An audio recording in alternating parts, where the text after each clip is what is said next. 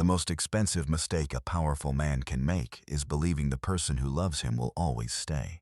I learned that on a cold October night beneath a ceiling of crystal chandeliers and borrowed smiles. The ballroom glittered like a field of stars trapped inside glass. Politicians laughed too loudly. Businessmen shook hands they didn't trust. Women in designer gowns floated from table to table carrying secrets behind perfect smiles. And in the center of it all stood my husband, Adrian Blackwood. The man newspapers called a billionaire. The man rivals called untouchable. The man I had spent 3 years trying to love. I watched him from across the room while a string quartet played something soft and elegant. His black tuxedo fit perfectly. Everything about Adrian was perfect from a distance. The calm expression, the measured confidence, the way people moved aside without realizing they were doing it. He looked like a man who controlled every outcome before the game even began. For a long time, I thought I was the exception. I thought I was the one place where he could stop performing. I was wrong. Mrs. Blackwood, a senator's wife, touched my arm gently. "You and Adrian make such a beautiful couple." I smiled because it was easier than explaining the truth. Beautiful things break too. Sometimes they break the easiest. Across the room, Adrian was speaking with several influential guests. I couldn't hear every word. Only fragments: business, expansion, partnerships, the future. Then someone raised a champagne glass and offered a toast. "To Adrian and Claire," the man said warmly. "One of the strongest marriages in New York." Laughter followed. Glasses lifted, heads turned toward us. For one brief second, I allowed myself to hope. Maybe Adrian would smile. Maybe he would place a hand on my back. Maybe after 3 years, he would finally choose us in front of everyone. Instead, he gave a small, dismissive laugh. The kind of laugh people use when correcting a misunderstanding. "Let's not exaggerate," he said. The room chuckled politely. Adrian lifted his glass. "My marriage is a signature, nothing more." The words weren't loud. They didn't need to be. Silence spread through the ballroom like a shadow crossing sunlight. My heartbeat slowed, then slowed again. Strange how pain doesn't always arrive as an explosion. Sometimes it arrives as stillness, as clarity, as the sudden realization that the thing you've been fighting for never existed. Around me, people shifted uncomfortably. A few looked away. Others pretended not to notice. Adrian continued speaking as though nothing important had happened. As though he hadn't just reduced 3 years of my life to paperwork. As though the woman standing 20 feet away couldn't hear him.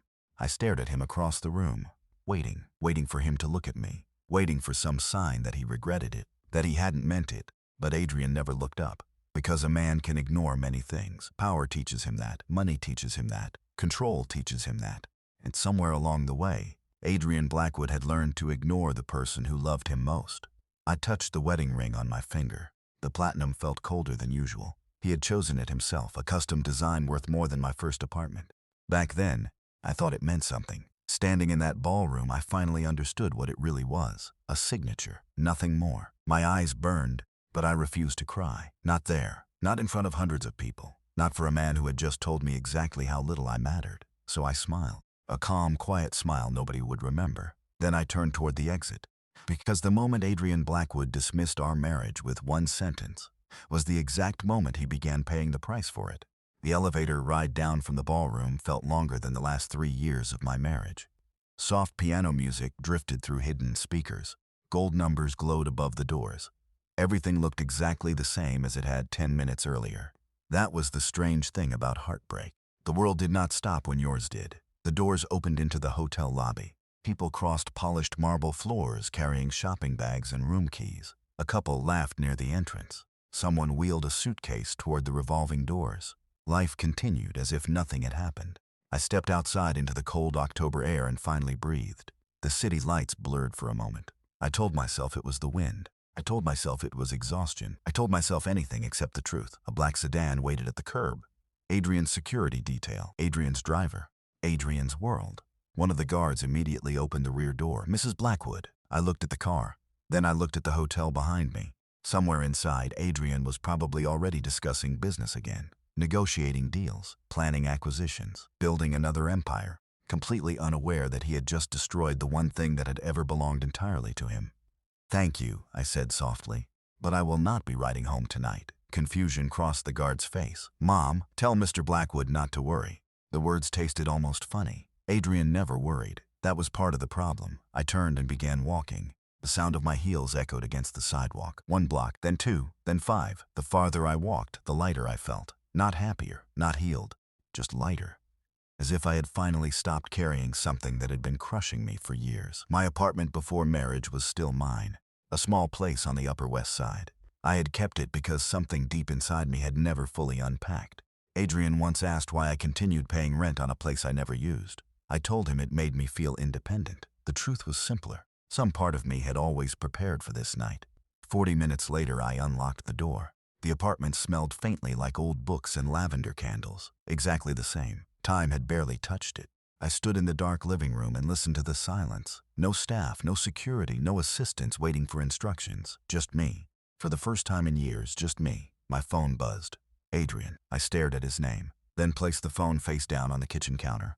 It buzzed again and again. The third call went to voicemail. I made a cup of tea and sat by the window overlooking the street. Traffic rolled beneath pools of yellow light. Somewhere a siren echoed in the distance. My phone vibrated once more. Then a text arrived. Claire, where are you?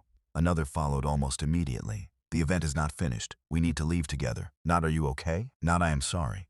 Not I should not have said that. We need to leave together. I laughed quietly, not because it was funny, because it was predictable. Adrian saw problems. Adrian solved problems, and tonight I had accidentally become one. My gaze drifted to the wedding ring still resting on my finger. The diamond caught light from the street below. Beautiful, expensive, empty. Slowly, I slid it off. The skin beneath felt strangely vulnerable. I placed the ring on the table and stared at it for a long time. 3 years. Reduced to a small circle of platinum. My phone buzzed again. Another message. Claire, answer me. I picked up the ring. Then I picked up my phone. I took a photograph, the ring resting alone on the wooden table, nothing else, no explanation, no accusation, no anger. Then I sent it. Seconds passed, then a minute, then 2. The phone rang immediately. I declined the call. It rang again. I declined it again. Finally, a message appeared. Claire. What does this mean? I looked out at the city lights glittering beyond the glass. My reflection stared back at me, tired, heartbroken, but strangely calm. Then I typed 7 words. Then you will not miss it. And for the first time since meeting Adrian Blackwood, I turned my phone off. The next morning, I woke up before sunrise. For a few seconds, I forgot where I was. Then I saw the familiar crack in the ceiling above my old bed and remembered everything. The ballroom, the ring, the message, the silence that followed. Pale morning light slipped through the curtains, painting soft lines across the room. New York was waking up outside. Car horns, delivery trucks, the distant hum of a city that never really slept. I lay there listening to it and realized something strange. My chest still hurt, but I could breathe. For years, I had organized my life around Adrian Blackwood, his schedule, his meetings, his obligations, his world. Somewhere along the way, I had disappeared inside it. Not intentionally, just gradually, quietly, like a photograph fading in sunlight. I made coffee in the small kitchen and opened the refrigerator. There was almost nothing inside except a carton of milk and a few eggs. I smiled. The sight should have worried me. Instead, it felt honest. Nobody had stocked the shelves overnight. Nobody had anticipated my needs before I voiced them. It was simple, real, mine. Around 8 o'clock, I turned my phone back on. The screen immediately exploded with notifications, missed calls, messages, voicemails. Most were from Adrian. Some were from his assistant. Others came from friends who had attended the gala. I ignored all of them. Then another message appeared. Claire, we need to talk. The timestamp showed it had been sent at 4:30 in the morning. I stared at the words. Adrian rarely stayed awake that late unless business demanded it. The realization should have satisfied me. Instead, it only made me tired. Another message arrived seconds later. Where are you? I switched the phone off again. By noon, I had packed a single suitcase. Nothing expensive. Nothing from the mansion. Just clothes, books, and a few personal things that still felt like they belonged to me. The wedding photographs stayed behind. So did the designer gifts. So did every reminder of a life that suddenly felt borrowed. I booked a train ticket under my maiden name, Claire Whitman. Seeing it printed on the confirmation email felt unfamiliar at first, then comforting, like hearing a song I had not listened to in years. 2 hours later, I sat near a window inside Penn Station waiting for departure. Travelers hurried past carrying backpacks and coffee cups. Children tugged impatiently at their parents. An older couple argued playfully over directions. Nobody recognized me, nobody cared who I was married to. It was wonderful. The train carried me north along the Hudson River. Autumn colors covered the hillsides in shades of gold and red. Small towns appeared and disappeared beyond the glass. The farther New York drifted behind me, the quieter my thoughts became. I rented a room in a coastal town nearly 4 hours away. The place was small, white siding, blue shutters, a bakery across the street. The kind of town where people still greeted strangers. The owner handed me a key and smiled warmly. "Vacation?" she asked. I hesitated, then shook my head. "Something like that." That evening, I walked down to the shoreline. Waves rolled against the rocks below.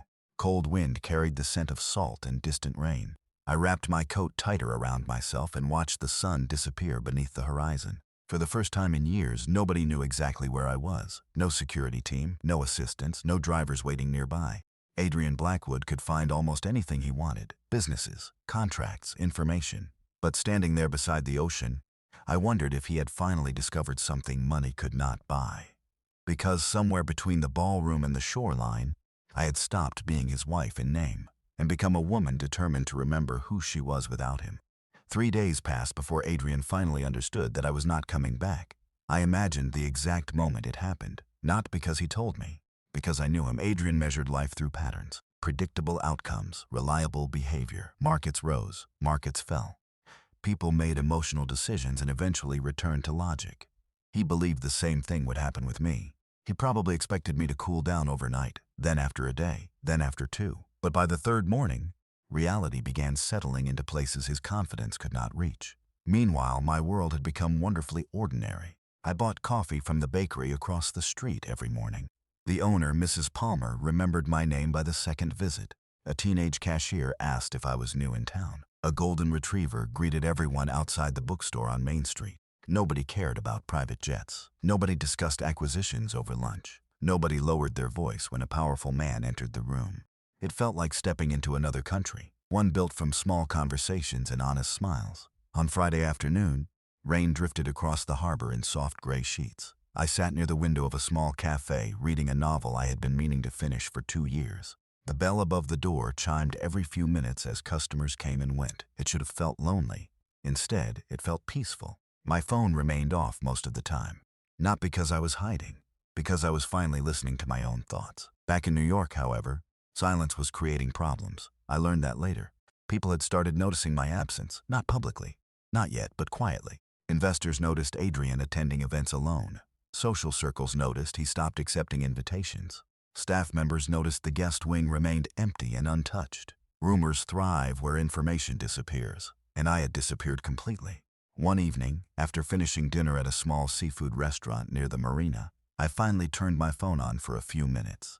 More messages appeared instantly. Friends, acquaintances, concerned questions. Then one message stopped me. It was from Evelyn Harper, the wife of one of Adrian's oldest business associates. "Claire, please call me when you can. People are talking." I stared at the screen. People are talking. 4 simple words, yet I knew exactly what they meant. In Adrian's world, perception mattered almost as much as reality. Confidence created stability. Stability created loyalty. Loyalty protected empires. If people began believing something was wrong inside Adrian Blackwood's marriage, they would eventually start wondering what else was wrong. Another message appeared underneath, this one from Adrian. The first in nearly 24 hours. I expected anger, frustration, demands. Instead, there was only one sentence. "Are you safe?" I read it twice, then 3 times. Strange how a simple question could feel heavier than 100 apologies. For a moment, I almost replied. Almost. Then I remembered the ballroom, the laughter, the cold certainty in his voice. I switched the phone off again. Outside, rain tapped softly against the cafe window. Harbor lights reflected across the water like scattered stars. Somewhere hundreds of miles away, Adrian Blackwood was beginning to discover something nobody had ever taught him. The world did not always move because he commanded it to. Some things could not be negotiated. Some losses could not be solved with influence. And for the first time in his life, the one thing he wanted most was the one thing he could not find. The letter was hidden inside a book I had not opened in years. I found it on a quiet Sunday afternoon while rain tapped gently against the windows of the little house I was renting near the harbor. The novel slipped from my hands and a folded piece of cream-colored paper drifted onto the floor. For a moment, I simply stared at it. Then I recognized my own handwriting. My breath caught. I remembered exactly when I had written it. 2 years earlier, late at night. Alone in a room much larger than any room I had ever needed. Adrian had been away on business again. Another city. Another meeting. Another promise to be home soon. Back then, I still believed words could fix what silence was breaking. Slowly, I unfolded the paper. The ink had faded slightly, but every sentence remained clear. "Dear Adrian, I miss you even when you are standing beside me." My chest tightened. I sat near the window and continued reading. I do not need your money. I do not need the mansion. I do not need the parties or the private planes. I just need to know there is a place for me in your life that is not an obligation. A place that belongs to me because you want me there. Rain whispered against the glass. Somewhere outside, a seagull cried above the harbor. The town moved peacefully through another ordinary day while memories I thought I had buried came rushing back. I remembered writing that letter. I remembered crying halfway through it. I remembered folding it and placing it inside the book because I had convinced myself things would improve, that Adrian would eventually open his heart, that patience could solve loneliness. The next line nearly broke me. I was never afraid of your world. I was only afraid that I would spend my entire life standing outside it, waiting for an invitation that never came. I closed my eyes. For a long time, I sat completely still. Then I laughed softly through the sting behind my eyes. How strange. 2 years ago, I had already known the truth. I just had not been brave enough to accept it.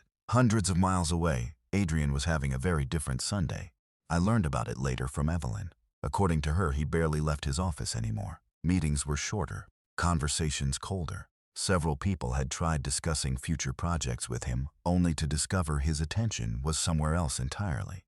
One executive reportedly asked a simple question during a board meeting, and Adrian stared out the window for nearly 30 seconds before realizing anyone had spoken.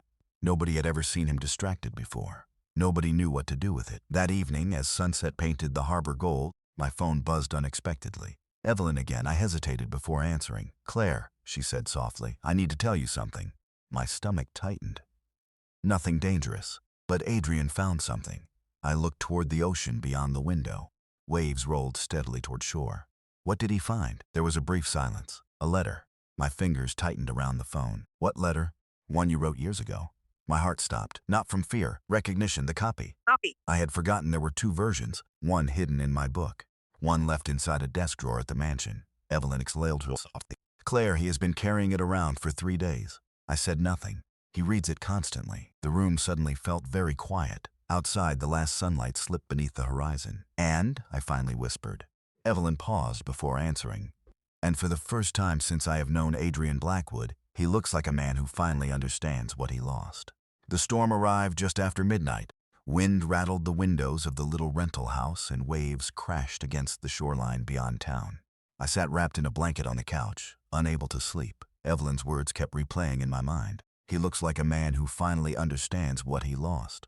2 months ago, hearing that might have filled me with hope. Now it only filled me with questions. Understanding something and changing because of it were not the same thing. The rain intensified, drumming against the roof in a steady rhythm.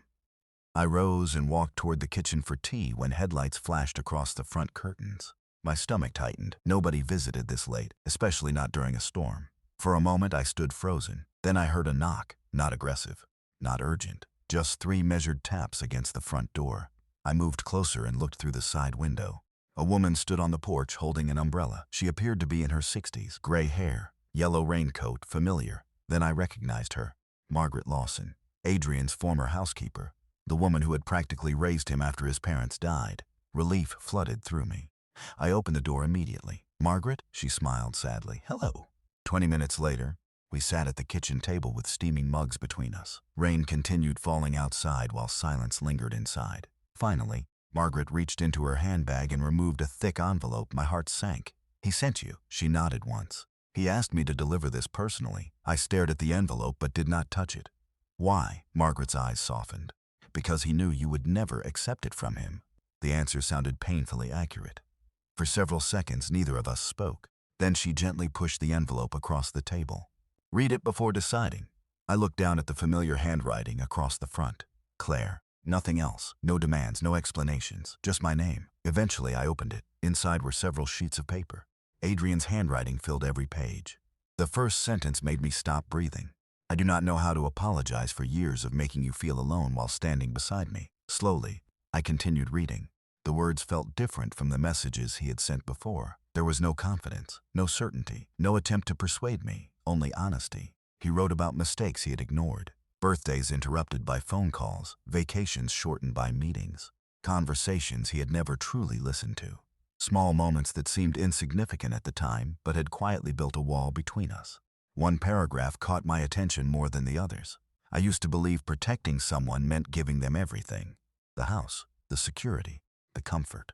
I never realized protection also means making someone feel seen. I failed at that every day, my vision blurred. I lowered the letter. Margaret watched me carefully. "He wrote that himself?" I asked. "Every word." I swallowed hard. "Why now?" A sad smile touched her face. "Because people spend years believing they have time. Then one day they discover they do not." The room grew quiet again. Wind howled softly outside. Somewhere in the distance, a foghorn echoed across the harbor. Margaret stood and collected her coat. "You do not owe him forgiveness," she said gently. "I came because you deserve the truth, nothing more." At the door she paused. "For what it is worth, Claire, I have known Adrian since he was 12 years old." I looked up, and her eyes glistened. "This is the first time I have ever seen him afraid." Then she stepped into the storm and disappeared into the rain, leaving me alone with a letter that suddenly felt heavier than anything I had ever carried. For 3 days, I did not touch the letter again. It remained folded on the kitchen table beside a bowl of seashells I had collected during morning walks along the shore. Every time I passed it, I felt its presence, quiet, patient, waiting, much like the man who had written it. Life in the harbor town continued with its gentle rhythm. I helped Mrs. Palmer carry boxes into her bakery one morning.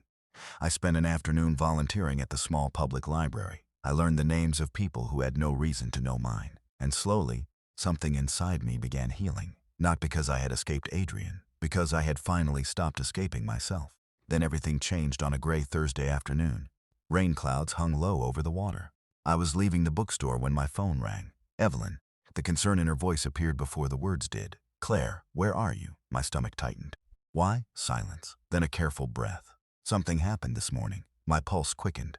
"Is Adrian okay?" The question surprised even me. Evelyn hesitated. "He is fine." Relief came too quickly, too automatically. "Then what is it?" Another pause. "He walked away from a deal." I frowned. "What kind of deal?" "The kind he has spent 2 years building." The rain began falling softly around me. People hurried along the sidewalk, carrying umbrellas. "I do not understand." "Neither does anyone else," Evelyn admitted. "The agreement would have expanded his business enormously. Everyone expected him to sign, and he refused." I stood completely still. "Why?" Her answer came quietly. "Because accepting it would have required months overseas." My heart skipped. "Claire," Evelyn continued softly, "he said there was no point building a larger empire if he had already lost the person he wanted to share it with." The bookstore window reflected my stunned expression. Somewhere in New York, Adrian Blackwood had just walked away from something he once would have chosen without hesitation. Not for profit, not for strategy. For me. The realization unsettled me more than it should have. After ending the call, I wandered toward the harbor. Wind pushed across the water. Fishing boats rocked gently against their moorings. I found a bench overlooking the ocean and sat alone with my thoughts. Memories arrived one after another. Adrian leaving dinners early to answer calls. Adrian checking emails during vacations. Adrian promising things would slow down after the next project. There was always another project, another goal, another reason to wait. For years, I had accepted second place behind ambitions that never ended. Yet now, for the first time, he seemed willing to place something ahead of them.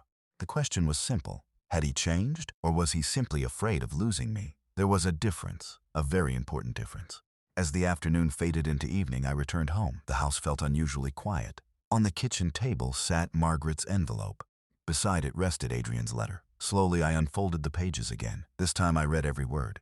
Then I turned to the final page I had avoided before. At the bottom, beneath everything else, a single handwritten sentence waited. The ink looked darker, as though he had added it later. I read it once, then again. "If loving you means becoming a different man than the one I was, then perhaps that is exactly the man I should have been all along." Outside, rain tapped softly against the windows inside. For the first time in weeks, I did not know what the future looked like, and that uncertainty frightened me almost as much as hope. The church stood at the edge of the coastline where land met ocean and time seemed to slow.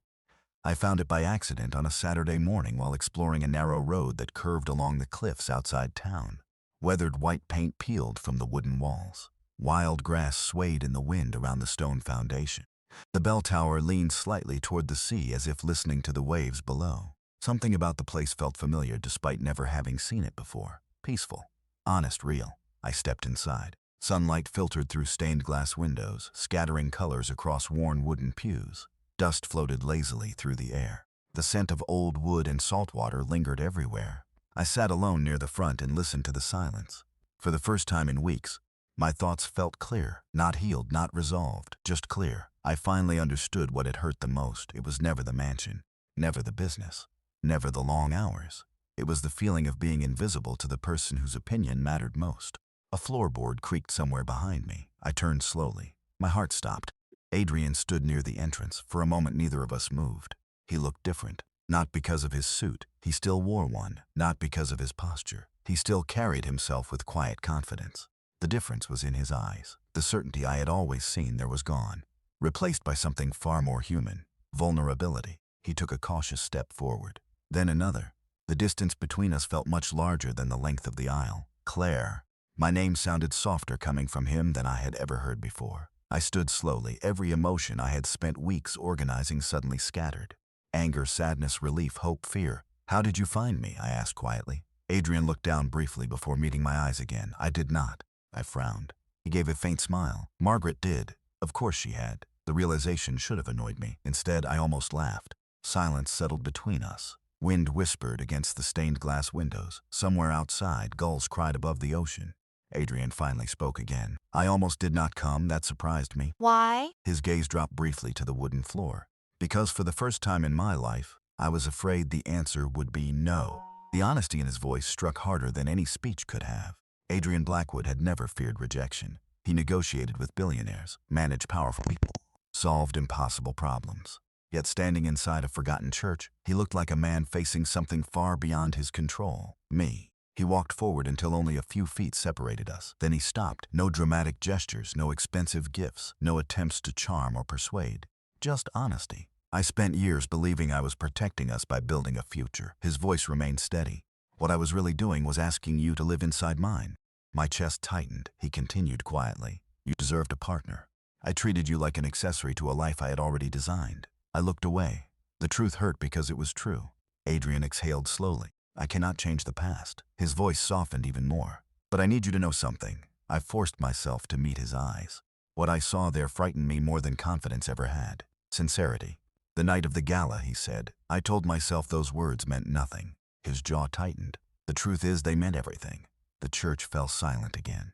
Sunlight painted gold and blue patterns across the floor between us. Neither of us moved. Finally, Adrian took one careful breath. I dismissed what we had because I did not know how to live with needing someone. His eyes never left mine, and losing you taught me exactly how much I did.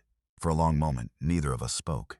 The ocean breathed beyond the church walls. Wind moved through the tall grass outside. Sunlight drifted across the stained glass windows and painted shifting colors across the floor. Adrian stood in front of me with nothing left to hide behind. No assistants, no boardrooms, no carefully controlled image.